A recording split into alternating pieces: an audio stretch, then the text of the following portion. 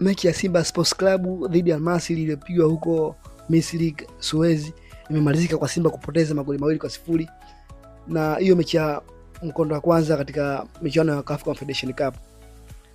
Leo ni kuwataka share na wewe mtazamaji wa Maisha Safaris Channel.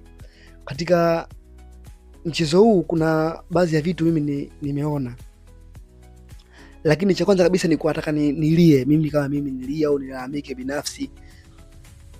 Niseme tu kwamba kiukweli Afrika kama Afrika, VAR bado, yani matumizi ya VAR kuja bora hata yani mpaka sasa hivi matumizi ya VAR jinsi yalivyofika, watu mimi naamini kabisa kuna baadhi ya watu wanasema bora hata isingekuja, kwa sababu inafanya kipindi sometimes unaweza kusema VAR unaona kama haina kazi, yani video assistance referee haimuasisi referee kama inavyotakiwa, yani inamuasisi kuna baadhi ya matukio ya mtu ambaye anatakiwa afaidishwe tu. Yani kuna baadhi ya watu wanaangaliwa, je, huwa anatakiwa afaidishwe kwa sasa hivi, basi anafaidishwa. Mimi kiukweli jambo hilo linanikera sana tangu ije VAR Afrika. Kiukweli jambo hilo mimi linanikera sababu VAR haifanyi kazi kama inavyotakiwa. Yani hilo tuseme tu ukweli, hata kama wakafu wenyewe wakishangaa watu wanalalamika Afrika, lakini kiukweli VAR kama VAR, video assistance referee Afrika bado haijafika ipasavyo tuseme kabla, kwa sababu bado inapendelea. Yani VAR ndo chanzo cha kupendelea zaidi kuliko hata wale marefari wa kawaida. Matukio yanatokea mara kwa mara, wanatokea tukio hili angalie kwenye VAR, haliangaliwi. Tukio ambalo la kawaida sana ndio linaangaliwa kwenye VAR, tena linaangalia muda mchache sana na refari anasubiria. Hapewi muda refari kwenda kuangalia kwenye screen ya VAR. Anasubiria uwanjani. Yani anasubiria uwanjani, anaambia bwana hilo goli, hilo sio goli, hiyo faulo, hilo sio faulo. Wakati yeye anatakiwa apewe nafasi moja hapa ya kwenda kuangalia. Bwana, angalia hili tukio. Tunalirudia kidogo kidogo. Sometimes referee hatakiwa apewe maamuzi ambiwe hiyo faulo. Anaambiwa rudia hilo tukio mwenyewe liangalie. Afu mwenyewe utaamua kama hiyo ni faulo au sio faulo. Lakini yeye anakaa uwanjani, referee waamuli wanaangalia, hata kama inawezekana ikasio faulo kio kisema faulo, maana yake yeye hajaliwa na tukio. Yeye alichoondoa yeye tu lawama za yeye kufungiwa, kwa sababu yeye akasikiliza leo marefari wa ndani mule, maana yake hana lawama. Lakini kwa klabu au kwa mechi husika, kuna baadhi ya mtu pale ananyongwa, yani hanufaishwi. Hiyo tukio la kwanza. Alafu la pili, kwa nini kuna baadhi ya matukio hawaendi kuangalia kwenye VAR? Na hata wakiangalia wanaangalia partial. Yani partial kidogo tu, haangalii deep. Tusishazoea Ulaya wakionyesha hii faulo au hii offside, wanaonyesha kabisa clear. Wanarudia kidogo kidogo. Mtazamaji wewe kama hujatosheka, basi utakuwa na matatizo tena kwa wakati. Kwa mfano kama mechi ile ya Simba na mechi hii ya Simba na Al Masry, kuna kipindi atuseme Simba kufungwa ni matokeo ya mechi, lakini pia inawezekana kuna baadhi ya maamuzi yaliyofanyika uwanjani yakachangia timu kustruggle sana au kupata shida sana katika kupambana, alafu ikanyima haki yake. Tukio la Ateba ilionyesha dhahiri shahiri kwamba yani ile tukio likirudiwa mara 4 mara 5 hata Ulaya, huwezi ukaacha kufanya faulo ndani ya boksi. Na faulo ndani ya boksi ilikuwa tukio moja tu, ni faulo ndani ya boksi ni penalty. Otherwise itokee issue nyingine. Kabla kufanywa faulo ilikuwa offside. Kabla kufanywa faulo ilifanywa faulo nyingine kabla kipa kufanya faulo. Lakini kama inalikuwa ile kipa ndo wanasema ile Ateba anakajidondosha, basi hata VAR pia wao, kwa sababu ndio maana hawajarudia mara kwa mara. Akiwa angerudia kidogo kidogo, inaonyesha kabisa yule kipa kama kipa. Tena katika mazingira yale, hata kama mpira akigusa kidole kimoja, yani ule dhahiri shahiri kama mimi nikiukosa mpira nihakikisha nimfanyie obstrako mshambuliaji ili asipate nafasi ya kufunga, na pale ndio kilichofanyika.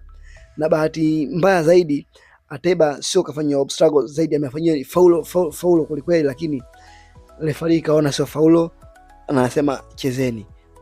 VAR ndio imeamua, referee anasikiza VAR inasema chezeni, mpira unaendelea. Ile inanyonya sana. Tukio la kwanza tumeona tukio kipindi kile South Africa, Yanga na dhidi ya Mamelodi. Kwa matukio mengi sana tukisema tuyaanalize, tukisema tuyaonyeshe hivi, unaweza kukuta VAR pengine Afrika ina kazi katika 100%, ipa 20%, na 20% hizi wamezishika baadhi ya timu. Yaani 20% hizi bado pia baadhi ya timu ndio wamezishika. Hii italeta shida sana kwa baadaye, kwa sababu sisi tunapenda vitu vizuri, lakini matumizi ya vitu vizuri hatuviwezi. Afrika tubadilike, CAF wabadilike. Kama kuna VAR basi waweke tena kweli VAR. Kama wataka kamera kuonesha VAR uwanjani, basi waweke. Wasijaribu, yani wasiweke majaribuni. Kama unaingia hasara ya trilioni 7 kwa ajili ya VAR, mwakani hautotata trilioni 7 kwa sababu kuna hivyo vifaa. Basi ingia, sio unaangalia baadhi ya, mimi naamini kabisa baadhi ya vilabu vikubwa vikicheza klabu bingwa au michuano mingine vya vikubwa kabisa, VAR inakuwa ipasavyo, kwa sababu kuna vitabu vikifanyia maamuzi ambayo sio sahihi vinalalamika hapo tena vina erupt sana. Hiyo tukio kwa upande wa VAR. Kwa upande wa mechi husika, Simba wabadilike katika mechi ya pili, hasa kwa Mkapa. Tumeona mechi ya kwanza hii Simba alikuwa anapandisha mashambulizi kwa kasi, tena alikuwa anapandisha mashambulizi kwa kasi kwa hali nzuri sana. Alikuwa anatumia nguvu ambayo wapinzani kwa hawatumii nguvu. Mpira sometimes alikuwa anatumia akili na nguvu, lakini Simba alikuwa anatumia nguvu kutoka nyuma kwenda mbele, kutoka upande wa Simba kuelekea katika upande wa mpinzani walikuwa wanatumia akili, lakini kazi kubwa katika masuala ya umaliziaji. Yani wamalizaji hawakuwa makini sana, kama kina Ateba tunaona mambo ambayo walikuwa wanafanya. Yani mwenyewe akienda akiangalia akirudi ile mechi anaona kabisa mimi kosa langu hili, nibadilike mechi ya pili. Kwa maana hiyo wangekuwa makini Simba katika masuala ya umaliziaji, basi wangeadhibu vibaya sana Almasi, kwa sababu ball position wamemiliki mpira vizuri sana, walikuwa wanapandisha vizuri sana, touch ya miguu ilikuwa safi sana, umaliziaji. Hiyo ndio ilikuwa sababu moja hapo ya Simba kutofanya vizuri kule mbele. Haya, tukirudi nyuma, Simba anatakiwa wawe makini sana katika uwanja wa Mkapa. Kwa sababu gani? Wasifanye kama walivyofanya hapa pale Suez, Misri. Mechi ambaye upo nyuma ya magoli mawili, unadaiwa magoli mawili, unatakiwa ushambulie na ukabe. Tumeona Simba walikuwa ile back four yao walikuwa hapo makini sana katika kurudi nyuma. Yaani walikuwa wakipanda, walikuwa hapo makini. Tena wakipata timu ambayo inaweza kuadhibu vibaya sana, yani timu ambayo inaweza kuadhibu vibaya sana, basi tu Almasi ilikuwa kipindi walikuwa wanamheshimu Simba. Walikuwa wanajua kidogo kubwa Simba alikuwa anamheshimu, kwa hiyo walikuwa wanapanda kwa nidhamu. Lakini ingelikuwa Simba wakipoteza mpira, basi Almasi walikuwa wanapanda kwa kasi, watumia speed, basi ingekuwa Simba na pia wangeadhibiwa vibaya sana. Lakini Almasi unakuta anapata mpira wenyewe hapo upande wao kabisa, wote kabisa wapo katika robo ya upande wao kabisa, kwani hawana mpaka kushambulia, wanagonga mbele mpaka Simba anarudi nyuma kidogo. Kwa ile ukipata timu ambayo inaisubiria mpira tu ili ishambulie, basi inaweza kuadhibu, na hasa katika mechi ya pili ya marudiano ya tarehe 9 hii Aprili kwa Mkapa pale. Wanatakiwa wakishambulia pia wawe makini na kuzuia nyuma.